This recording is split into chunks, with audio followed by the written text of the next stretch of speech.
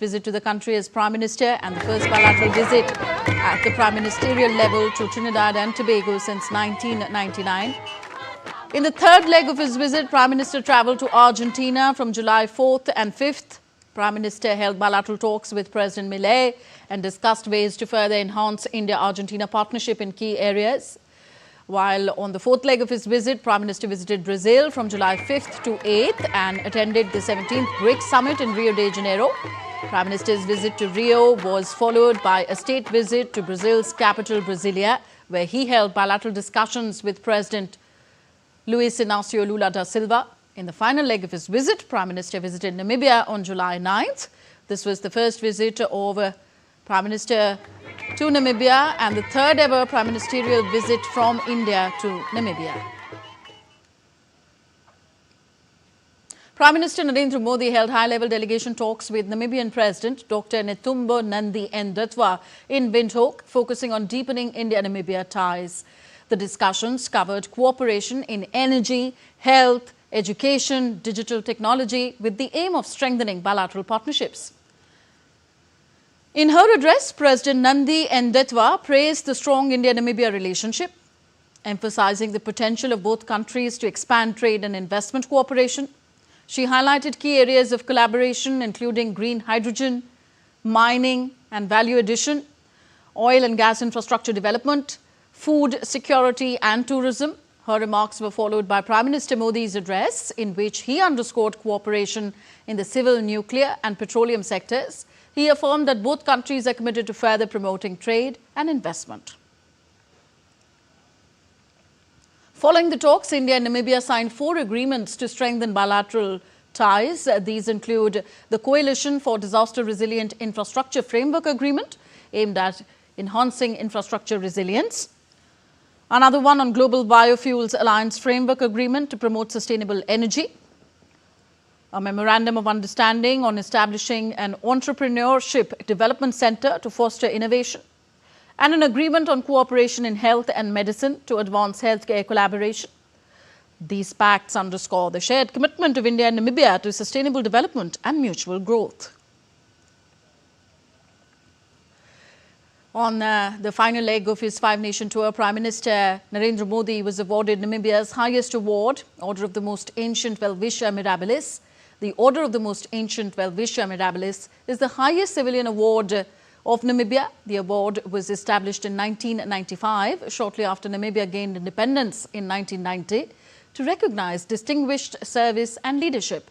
Named after the Welwisher Mirabilis plant, a unique and ancient desert plant endemic to Namibia, the order symbolizes resilience, longevity and the enduring spirit of the Namibian people. This makes it the 27th award for Prime Minister Modi and the 4th award in this ongoing tour. The award was presented by Namibian President Dr. Netumbo Nandi-Ndaitwah, who hailed Modi's contributions to global peace, justice and socio-economic development.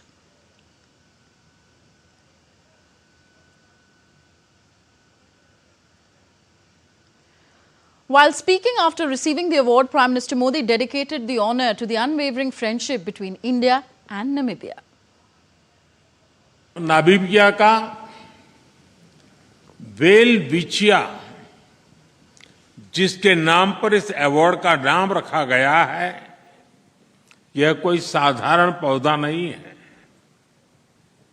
यह घर के elders की तरह हैं, जिन्होंने समय को करवट लेते देखा है। यह नामीबिया के लोगों के संघर्ष, साहस और संस्कृति का प्रतीक है। यह भारत और नामीबिया की अविचल दोस्ती का साक्षी है और आज इससे जुड़कर मैं बहुत गौरवान्वित महसूस कर रहा हूं। मैं इस सम्मान को नामीबिया और भारत के लोगों को उनकी निरंतर प्रगति और विकास को और हमारी अटूट मित्रता को समर्पित करता हूं। During his address to the Namibian Parliament on Wednesday, Prime Minister Narendra Modi announced India's support for establishing an entrepreneurship development centre in Namibia. He emphasised that the centre would serve as a hub for Namibian youth, providing mentorship, funding and networking opportunities to nurture their business dreams.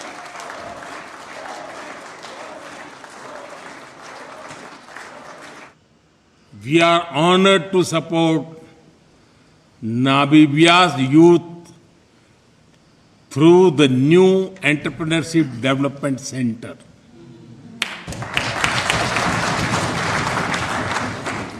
It will be a place where business dreams can get mentorship, funding, and friends too. Prime Minister Modi also expressed his excitement over Namibia becoming the first country in Africa to adopt India's unified payments interface, UPI technology. We are thrilled that Namibia is the first country to adopt India's UPI, Unified Payment Interface technology. Soon, people will be able to send money faster than one can say Tangi Unene.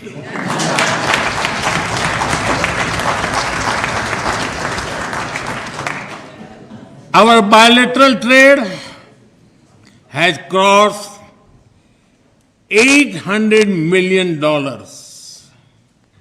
But like on the cricket field, we are just warming up.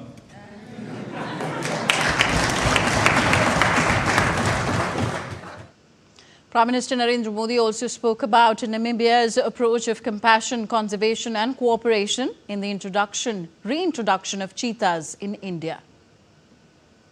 India and Namibia have a powerful story of cooperation, conservation and compassion.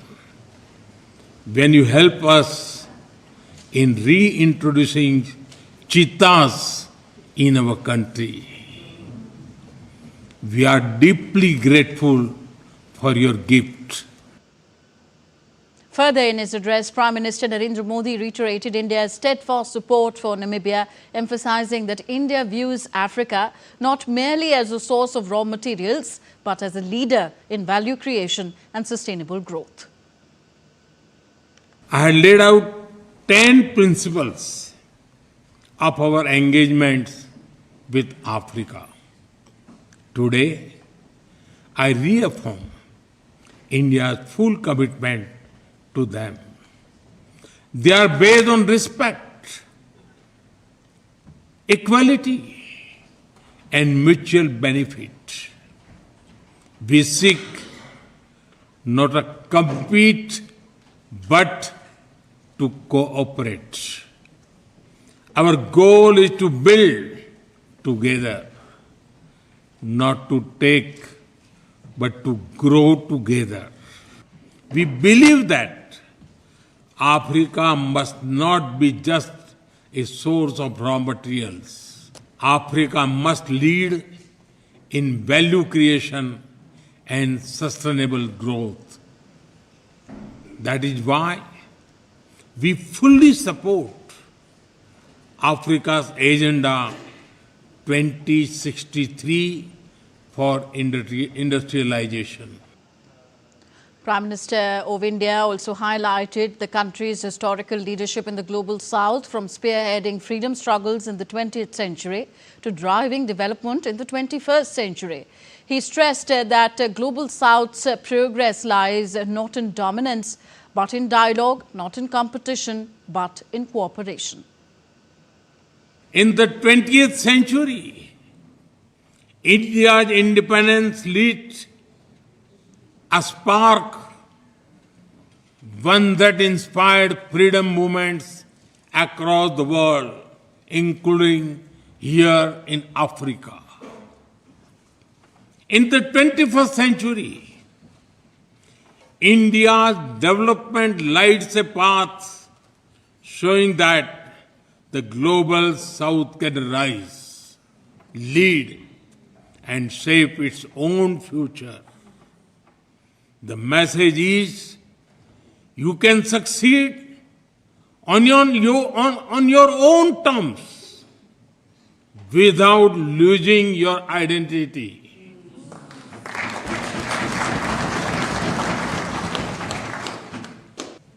For this message to echo louder, we must act together. Let us create a future defined not by power, but by partnership.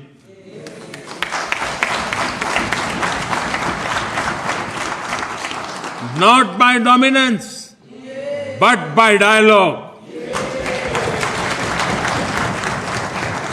Not by exclusion, but by equity. This will be the spirit of our shared vision. From freedom to future, स्वतंत्रता से समृद्धि, संकल्प से सिद्धि.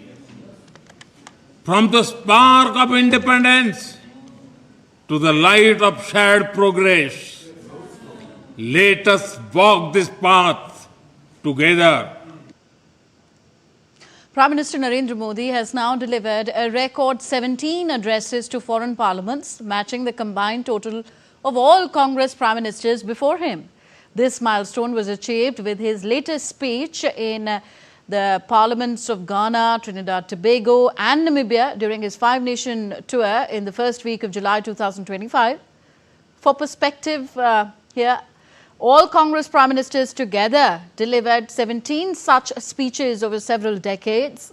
Prime Minister Modi has equalled that tally single-handedly, underlining his stature as one of India's most globally engaged leaders.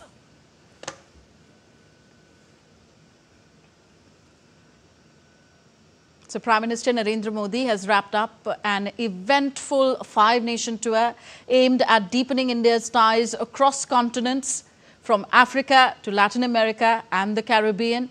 The week-long visit saw a series of landmark agreements and rare honours, underlining India's growing global influence and its commitment to the global south.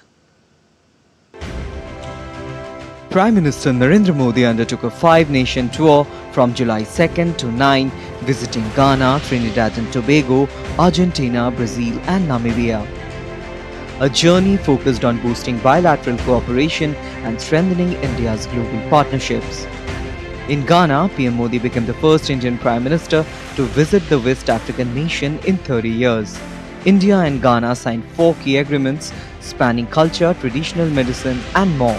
In a special recognition, PM Modi was conferred Ghana's highest state honour. Both the leaders acknowledge that this is a historic visit, for the fact that this visit is taking place at the Prime Minister level from India after 30 years. President Mahama clearly acknowledged that it is a landmark visit that is very timely and very opportunistic at a time when Ghana is also looking for partnership with India to deepen economic engagement. Next, in Trinidad and Tobago, PM Modi was welcomed by Prime Minister Kamla Prasad Bharati, marking the first Indian PM visit to the country since 1999. Both the nations inked 6 MOUs covering infrastructure, pharmaceuticals and other sectors. PM Modi was also awarded Trinidad and Tobago's highest civilian honour, the Order of the Star of the Republic. A total of 6 MOUs or agreements have been signed between the two countries. These are, firstly, MOU on recognition of Indian pharmacopoeia. Secondly, we signed an agreement on Indian grant assistance for implementation of quick impact projects. In addition, we had program of cultural exchanges for the period 2025 to 2028, an MOU on cooperation in sports, an MOU on cooperation in diplomatic training, and an MOU on the establishment of two ICCR chairs of Hindi and Indian Studies at the Universities of West Indies of Trinidad and Tobago. In Argentina, PM Modi held wide-ranging talks with President Javier Milei. Both leaders pledged to expand cooperation in trade, technology, defense, health and space, reinforcing a growing strategic partnership.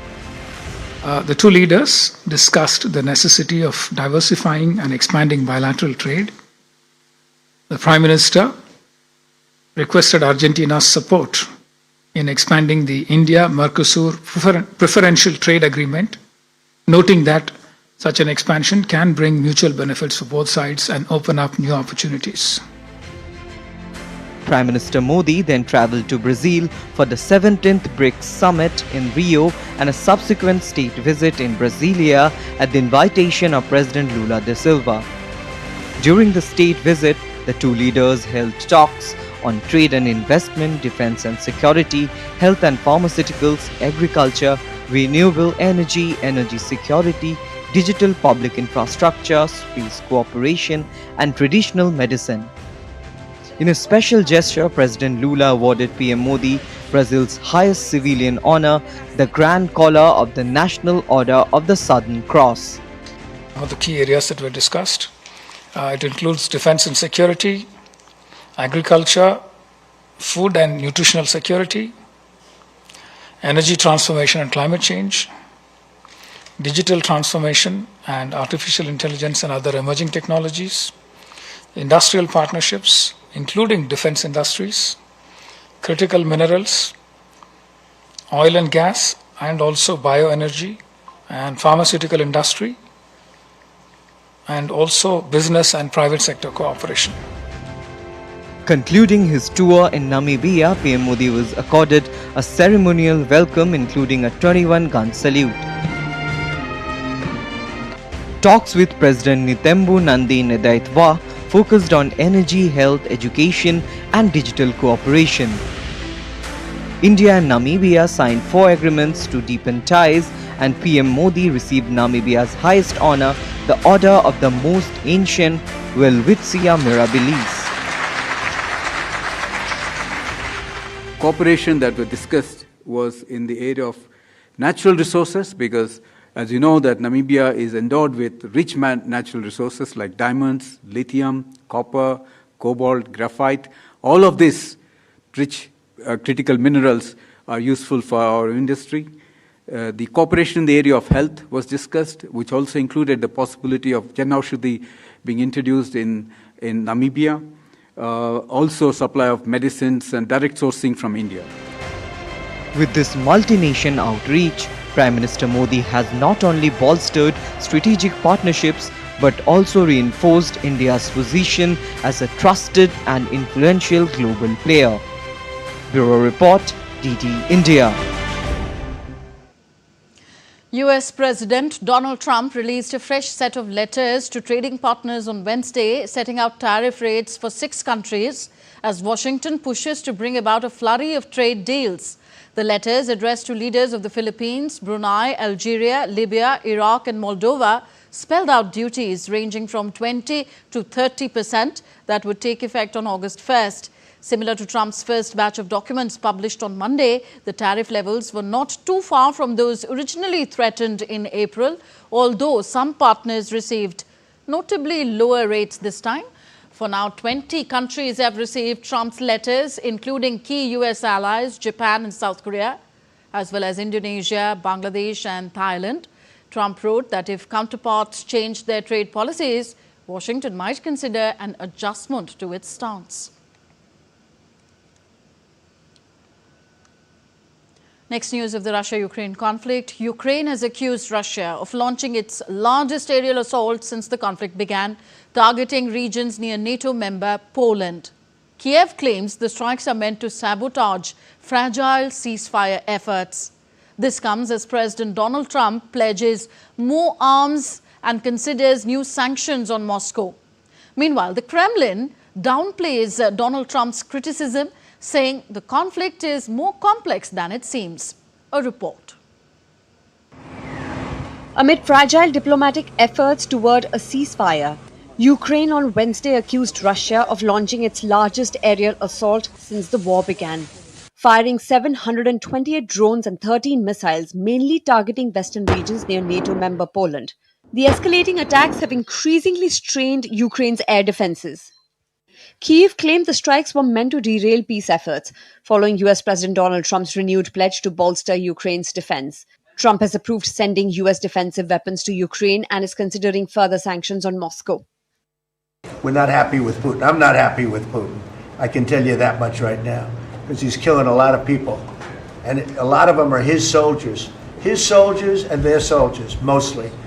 And it's now up to 7,000 a week. And I'm not happy with Putin.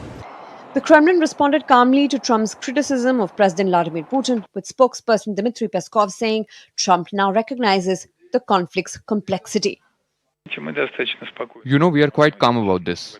First of all, Trump has, so to speak, a rather tough style in terms of the phrases he uses and so on. We also heard a very important statement by Trump that the settlement of the Ukrainian conflict turned out to be much more difficult than he thought from the very beginning. This is what we have been saying from the very beginning.